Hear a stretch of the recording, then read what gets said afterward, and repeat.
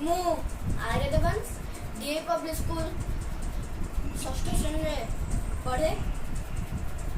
आज आमे आम साहित्य बहिर विषय किए भाषे किए बुड़े पढ़ा जाऊे। यही विषयर लेखक हेउछंती डॉक्टर कुलमणि सामल। आम सहर को थरे गोटे यात्रा दल आसिथिले। सेमाने भल भल नाटक अभिनय करुथिले। केउ राति रे की नाटक अभिनीत हबो से कथा सेमाने आगुरु घोषणा करि दियंती।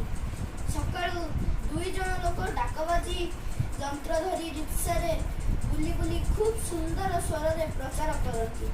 भाई और भौणी माने देखिबा को भूलंतु नहीं। आज राति रे हमर अमुक नाटक अभिनीत हेबो। एथिरे बछा बछा अभिनेता और अभिनेत्री माने अभिनय करिवे। दिने सेमाने प्रचार कले पूरापूरी गोटे नुआ धरणर नाटक।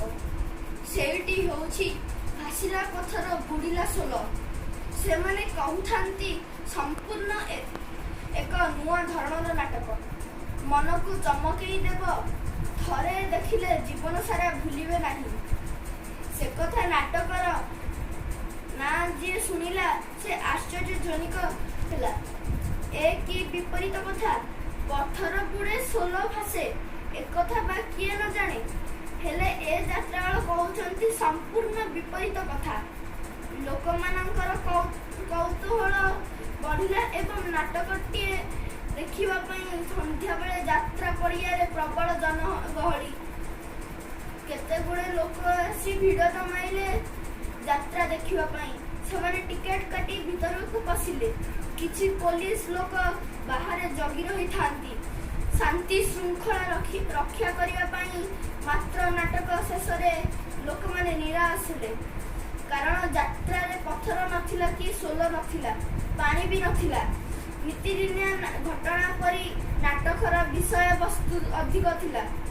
दुई जण मध्य लड़े ठेलाठेली गड़ागड़ी मुठा मरामरी इत्यादि।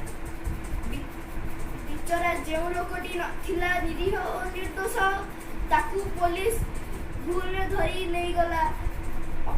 अपर पक्ष रे जे सबुठारु अधिक दुष्ट थिला, गुंडामी करुथिला, सीए किछि दंड न पाई निश फुलाई चलीगला।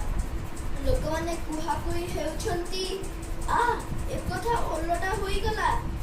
बिचरा निरीह लोकटा दुखरे बुड़ी गला। अथच दुष्ट और गुंडा स्वभावर लोकटा खुशी रे भासिला। एक कथा एटा किछि भल कथा हेला।